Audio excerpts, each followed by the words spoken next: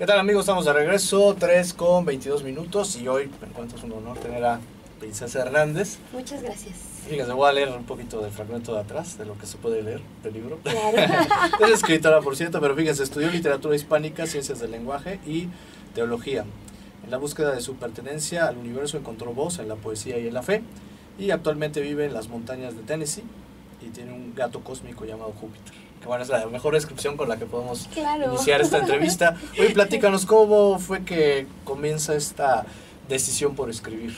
Pues a los 4 años o más, menos, a los 3 años, estaba muy pequeña, mi hermana Nancy, Estrella, tenía 10 años más que yo, o sea 13, y nos enseñó a leer y a escribir antes de entrar al kinder a mis hermanitas y a mí.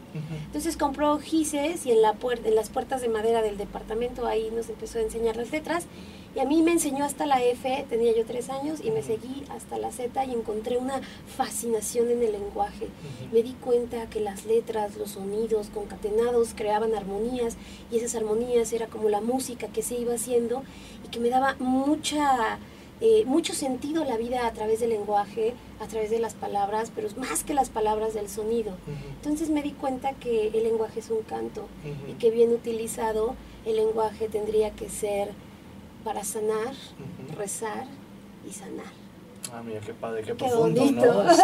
¡Qué bonito! ¿Y cuándo fue que trabajas tu primer libro? Porque bueno, ahorita vamos a presentar este que es el segundo, pero claro. ¿Cuándo trabajas tu primer libro? Pues no tenía mucha idea. Mi familia es de músicos. La verdad es que vengo de una familia un poco extraña. Mi papá se llama Edmundo. Y pues somos 5 mujeres, todas tienen nombres raros: Amanecer, Ilusión, Estrella, Esmeralda y yo, Princesa. Y mi papá hizo un grupo musical. Entonces, pues todas, mi papá realmente nunca nos compró televisión, ni Nintendo, ni Tetrix, ni nada. Y en lugar de ello compró instrumentos y libros de poesía. Entonces yo como que no tuve un talento para la música, como mis hermanas, pero en el lenguaje dije, aquí puedo decantar todo lo que siento, mi música, ¿no? Mi propia música. Y entonces en la primaria hicieron un concurso de los cuentos, y quién escribía cuentos, y yo empecé a escribir cuentos, y en la primaria hicieron una antología y yo fui la ganadora. Entonces, pues mi primer libro fue a los 8 años. Ya después dije, ¿cómo le hago? Por eso me metí a talleres a la SOGEM, que era la Sociedad General de Escritores Mexicanos en Puebla, y ahí conocí a un escritor llamado Alejandro Meneses, que él tenía un suplemento cultural llamado Catedral y me empezó a publicar. Y entonces esa emoción de verte en el periódico con un tiraje de 3,000, 4,000 en síntesis, fue como asombroso, y dije, sí, es lo que quiero, pero no sabía cómo. Entonces seguí a mi intuición y dije, bueno, ¿cómo lo hacen los escritores? En ese momento lo que vi era que ganaban becas. Y entonces me puse a ganar becas, y ya con las becas era más fácil poder publicar. Y entonces pues ese fue como el camino. El primer libro se llamó Pájaros y lo editó el Instituto Municipal de Arte y Cultura. Hicieron un concurso de que mandaran proyectos, lo envié, gané, lo publicaron.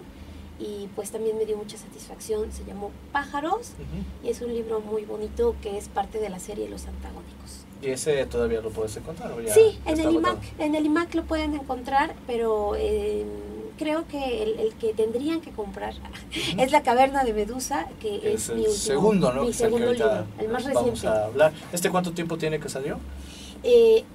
Dice el colofón julio del 2018, pero yo estaba terminando mi posgrado en Estados Unidos, entonces realmente ya cuando salió a la luz es en enero del 2019, o sea, hace poquito, y además ya se está acabando, que lo ya vamos a platicar fuera del aire, sí, eran 500, se editaron en la primera edición y ya pues prácticamente se están acabando. Está en la negociación para la segunda edición. Una segunda edición. ¿Y por qué ha funcionado tanto? Platícanos, ¿por qué está tan bueno este libro? Mira, la verdad es que yo tenía mucho miedo de publicarlo, porque regularmente cuando una mujer escribe piensan que es su vida, como el capítulo de Los Simpsons cuando Marge escribe, es su diario. Entonces la gente pensaba que era mi vida, y no es mi vida, son ficciones y es mi observación y mi poética del mundo. Pero mi nombre se presta muy bien para enmascarar esas ficciones. Entonces, fíjate que yo en la maestría de Ciencias del Lenguaje aprendí algo. Quizás fue lo único, pero sustancial. Y fue a través del Quijote de la Mancha y después de los procesos cerebrales. ¿Sabías tú que el cerebro actúa de la misma manera cuando estás dormido que despierto? No.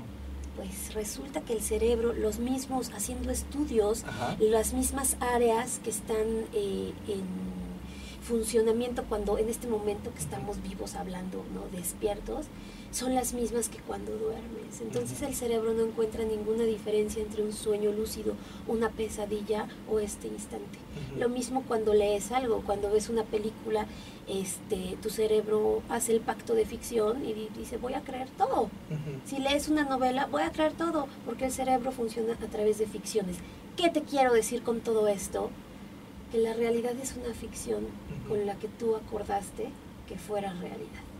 Entonces, en este sentido, pues todo es una ficción y la puedes vivir como tú quieras, como tú quieras. Eliges la película del catálogo, una película de terror, relaciones tóxicas, odio, resentimiento, va a tu película.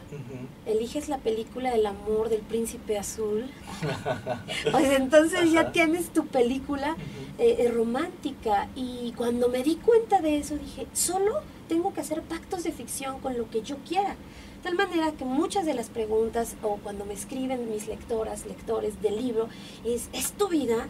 No es mi vida, es mi perspectiva de la vida, lo que he visto, lo que he sentido, pero pues como tal nunca es la realidad. Y mi nombre, al llamarme princesa, se presta muy bien a ese juego ficcional de soy yo, no soy yo, pero en realidad es un yo lírico que canta a la libertad. Este libro es un grito de una necesaria libertad, de que peleé con todo lo que pude y con todo lo que soy para ser una mujer libre y no tener que pedir permiso de ser. Es difícil, porque en esta cultura, pues tu seguridad y tu libertad, cuando tienes un padre que te ama, está en los confines del amor, de la protección, pero también de la dictadura del padre.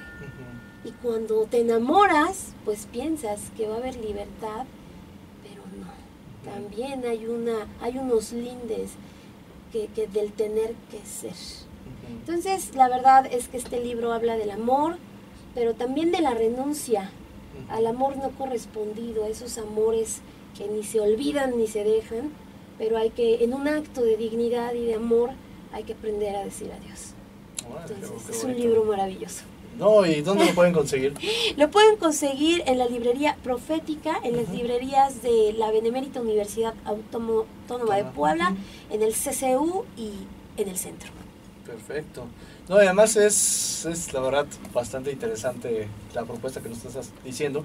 Y además un texto creo que necesario, y por ahí alguien me había comentado que a veces los textos tienen vida, ¿no? Entonces hay momentos históricos donde un texto tiene un valor muy importante, y en este momento tan difícil para las mujeres, en donde hay tanta violencia, tanta censura, pues de repente viene un texto en donde pues te hablan de todos estos temas de la libertad, de luchar, el darse un lugar, y creo que funciona bastante bien en esta época, ¿no? De vencer el miedo, esencialmente de vencer el miedo, que decía mi editor, pues no es un libro para mujeres, en realidad es un libro para todos, y ha jalado muy bien, porque lo que me han escrito mis lectoras y lectores es que lo acaban rapidísimo.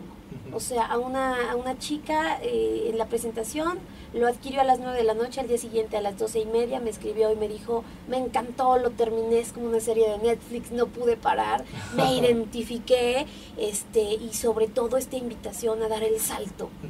Pierdan el miedo, el miedo nos paraliza, el miedo nos hace caer del dragón y tener miedo, y regularmente hay sociedades, desgraciadamente la sociedad mexicana, pocos se van al ruedo y todos estamos en el tendido, y desde el tendido es muy fácil juzgar, criticar, pero quien se avienta al ruedo es el que gana, y aunque no gane y aunque pierda, ya ganó, porque lo hizo.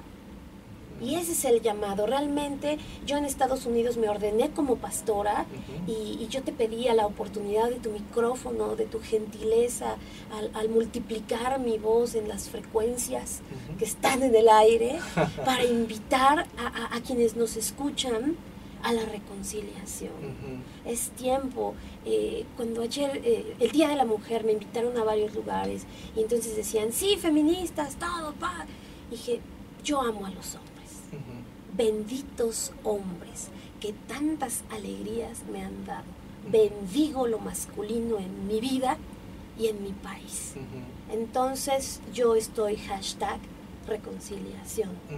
Vamos a reconciliarnos con lo masculino y a los hombres que no se me acobarden. Reconcíliense con la autoridad que tienen y con lo femenino, que al final esto de la dualidad y de la separación es una ilusión. Todos somos unos. Exacto, fíjate que es algo de lo que estaba pensando el otro día, cuando estábamos celebrando el Día Internacional de la Mujer. Está bien que tenga un significado, ¿no? Pero en realidad yo creo que tendríamos que celebrar los días de la igualdad, o sea, donde recordemos en realidad que tanto hombres como mujeres somos iguales, o sea, a veces sí hay una razón justificada para celebrar el Día Internacional de la Mujer, como también tendría el derecho el hombre de tener un Día Internacional del Hombre, pero no se trata de hombre-mujer, sino yo creo que es el trato, o sea, somos lo mismo prácticamente. Pues entonces, somos compañeros exacto, de especie, entonces y hemos no tendríamos transitado. Sí, porque de hecho regresar a darle el espacio a la mujer, pues es, o sea, prácticamente puede ser algo peligroso, ¿no? Si no se contextualiza bien. Yo creo como tú en la parte de la igualdad, en el complemento de ambos, y que bueno, pues esa es la parte importante. Oye, ¿dónde te pueden seguir? ¿Dónde te pueden encontrar? Pues mi Facebook es Princesa Hernández y tengo mi página, mi fanpage, que es Poesía y Teología. Y por Instagram, princesa_chac. Y pues todo lo que para lo que utilizo mis redes esencialmente es para inspirarnos los unos a los otros y para reconciliarnos. Ya no grillas, ya no meternos el pie, ya no ser odiadores profesionales, ¿no? Apenas fue un evento de poesía y todos los poemas eran de odio. Odio, odio, odio. Y yo creo que sí, se vale en algún momento que la poesía sea para desatar toda nuestra furia, pero que también crezcamos a un punto donde la poesía sea un canto para el amor. Perfecto, pues ahí está, muchísimas gracias por habernos acompañado y pues el micrófono abierto para que puedas regresar otro día y podamos profundizar. Príncipe. Ay, muchas gracias. Bueno, no para a lo mejor ya no de tu obra, pero sí en particular de tu forma de pensar, que pues, me encantaría, si me invitan, ¿no? Yo estoy, ya vendría como apóstol, ¿no? Como pastora. Órale, va que va. Ahí está la invitación abierta, 3:34 y regresamos.